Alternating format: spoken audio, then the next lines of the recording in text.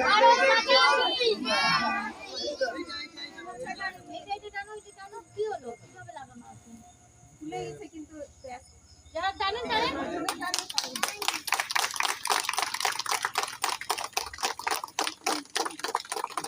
Okay, everyone join your hands. Everyone join your hands. Now start prayer.